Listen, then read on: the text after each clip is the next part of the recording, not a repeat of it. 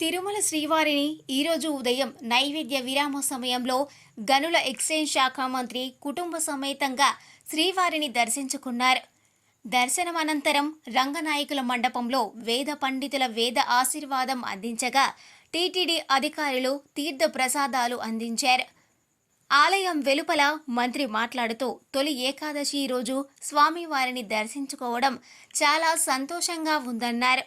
రాష్ట్ర ప్రజలు సుఖ సంతోషాలతో ఉండాలని, ప్రజలకు ఆనందకరమైన పరిపాలన అందించేందుకు అన్ని రకాల శక్తులను ముఖ్యమంత్రి చంద్రబాబు నాయుడికి, ఉప ముఖ్యమంత్రి పవన్ కళ్యాణ్కు ఇవ్వాలని స్వామివారిని ప్రార్థించానన్నారు.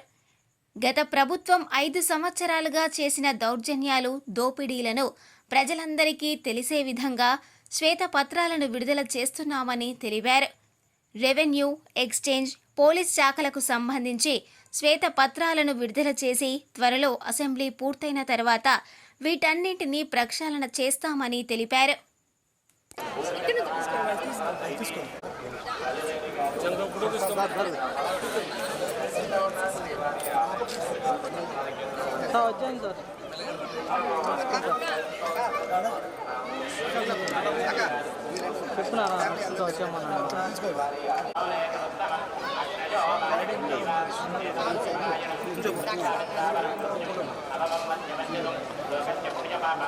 అయిపోయానా సార్? సార్ వచ్చాను సార్.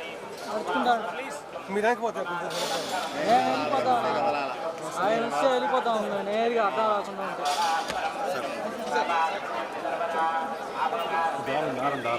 చూస్తారు.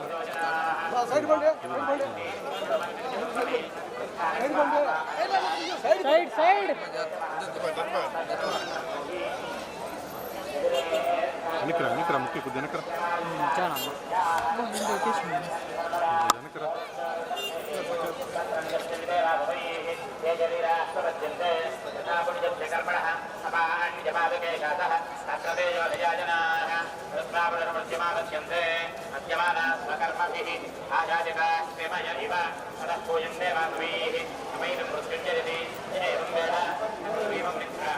మినిస్టర్ ఆయన మినిస్టర్ చూడు చూడు నా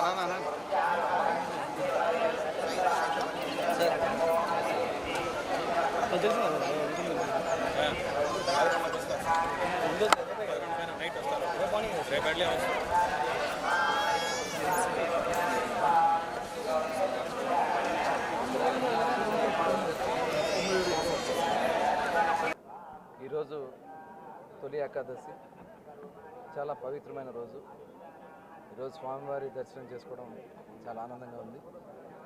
ఉదయం కాణిపాకంలో విఘ్నేశ్వరుడికి అభిషేకం చేసుకుని స్వామివారికి వచ్చి ఈరోజు దర్శనం చేసుకోవడం జరిగింది. రాష్ట్రంలో అందరూ కూడా సుఖ సంతోషాలతో ఉండాలని, ముఖ్యంగా ఈ రాష్ట్రాన్ని గత 5 సంవత్సరాల్లో నష్టపోయిన నష్టాన్ని అంతా కూడా మరి ప్రజలకి ఆనందకరమైనటువంటి పరిపాలన అందించడానికి అన్ని రకాలుగా శక్తులు భగవంతుడు ముఖ్యమంత్రిగా నారా చంద్రబాబు నాయుడు గారికి, అలాగే ఉప ముఖ్యమంత్రి పవన్ కళ్యాణ్ గారికి, మొత్తం రాష్ట్రంలో ఉన్నటువంటి అందరికీ కూడా శక్తులు ఇవ్వాలని చెప్పి భగవంతుని ప్రార్థించడం జరుగుతుంది. ఇవాళ చక్కటి పంటలు పండాలా, వర్షాలు పడతా ఉన్నాయి, చక్కటి పంటలు పండి అందరూ కూడా సుఖ సంతోషాలతో ఉండాలని చెప్పి ఆ భగవంతుని ప్రార్థించడం జరిగింది. మరొకసారి అందరికీ తొలి ఏకాదశి శుభాకాంక్షలు తెలియజేస్తాం. ఎక్సైజ్ పాలసీ అంతా కూడా స్టడీ చేస్తున్నాం. ఎందుకంటే ఇప్పుడు అంత ఆఫీసర్స్ అంతా కూడా అస్తవ్యస్తం అయిపోయారు. మొత్తం అంతా కూడా సరిచేస్తూ ఉన్నారు. ముఖ్యమంత్రి గారు ప్రత్యేకంగా దృష్టి పెట్టి అన్ని డిపార్ట్మెంట్స్ కూడా ఇప్పుడు వైట్ పేపర్స్ రిలీజ్ చేస్తూ ఉన్నారు. ఈ వైట్ పేపర్స్ ఇప్పటికి దాదాపు ఒక 4 రిలీజ్ చేయడం ఉంది. ఇంకో 3 వైట్ పేపర్స్ రిలీజ్ చేయడం జరుగుతుంది.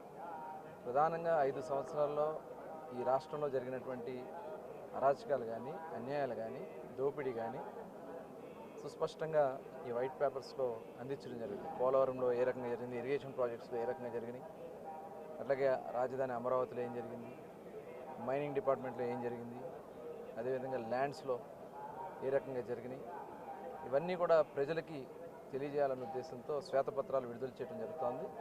ఇంకా ఎక్సైజ్, అలాగే ఫైనాన్స్, ఇంకా మిగతా డిపార్ట్మెంట్స్కి సంబంధించి లా అండ్ ఆర్డర్ సంబంధించి కూడా రాబోయే 2-3 రోజుల్లో అవన్నీ కూడా రిలీజ్ చేసుకున్న తర్వాత అసెంబ్లీ సమావేశాలు కూడా ప్రారంభం కాబోతున్నాయి. అసెంబ్లీ సమావేశాలు కూడా పూర్తయిన తర్వాత టోటల్గా ఇవన్నీ కూడా ప్రక్షాళన చేసుకోవాల్సినటువంటి అవసరం ఉంది. అన్ని డిపార్ట్మెంట్స్ని కూడా వాళ్ళ స్వార్థ రాజకీయాల కోసం, స్వార్థ సంపాదన కోసం టోటల్ డిపార్ట్మెంట్లన్నీ కూడా భ్రష్టు పట్టించారు, అస్తవ్యస్తం చేశారు, సిస్టమ్ మొత్తం కూడా కొలాప్స్ చేశారు. దానివల్ల రాష్ట్ర అప్పుల పాలైపోయింది. ఇవాళ ఆఫీసర్స్ అందరూ కూడా చాలా దాంట్లో ఇన్వాల్వ్ అయిపోయి వాళ్ళు కూడా వాళ్ళ సచ్ఛిలతను కోల్పోయే పరిస్థితికి వచ్చింది.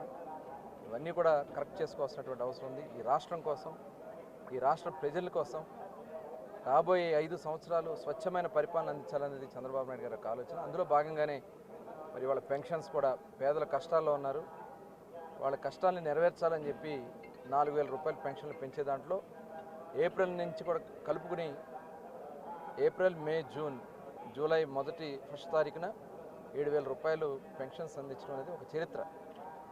దాదాపు 33,000 కోట్ల రూపాయల పైన ఇవాళ ప్రజలకి ఇవాళ ఎవరైతే పనులు చేసుకోలేరో, వికలాంగులు, వితంతువులు, వృద్ధులు ఉన్నారో వాళ్ళందరికీ కూడా ఈ పెన్షన్ అందించడం జరుగుతుంది. చాలా పారదర్శకంగా ఇంటికి తీసుకెళ్ళి ఇవ్వడం జరుగుతుంది. ఇది కంటిన్యూ చేసుకోవాల్సినటువంటి అవసరం ఉంది. అదేవిధంగా మెగా డిఎస్సి మొన్న 3 సంతకాలు ముఖ్యమంత్రి గారు 5 సంతకాలు ఏదైతే పెట్టారో అవన్నీ కూడా అమలు చేసుకోవాల్సినటువంటి అవసరం ఉంది. భూ హక్కు చట్టం, అసలు ఈ చట్టంతో చాలా దుర్మార్గాలు చేయాలని మరి ఇక్కడ రాజకీయాలు మాట్లాడకూడదు, కానీ మరి ఇంకా చాలా మాట్లాడాల్సినవి ఉన్నాయి. అయినా కూడా రాబోయే కాలంలో ప్రజలకు అన్నీ అర్థమయ్యే విధంగా అన్ని రకాలుగా కూడా చెప్పడం జరుగుతుంది. ఈ రాష్ట్రాన్ని కాపాడుకుందాం, మీరందరూ కూడా భాగస్వాములు కావాలి. మీరు ఇచ్చినటువంటి నమ్మకంతో నడపడానికి ముఖ్యమంత్రి గారు ఒక ప్రత్యేకంగా చాలా పారదర్శకంగా ఉండాలనే విధంగా వైట్ పేపర్స్ రిలీజ్ చేయడం జరుగుతుంది. రాబోయే కాలంలో ఒక స్వచ్ఛమైన పరిపాలన అందిస్తామని కూడా తెలియజేసుకుంటూ మరొకసారి మరి ఆ వెంకటేశ్వర స్వామికి మరి మా అందరికీ కూడా పరిపాలన చేసి ప్రతి ఒక్కరు కూడా శక్తి ఇవ్వాలని చెప్పి భగవంతుని ప్రార్థిస్తాం. చెప్పాలంటే మరిన్ని న్యూస్ అప్డేట్ కోసం A3 న్యూస్ ఛానల్ని సబ్స్క్రైబ్ చేసి బెల్ ఐకాన్ను ప్రెస్ చేయండి.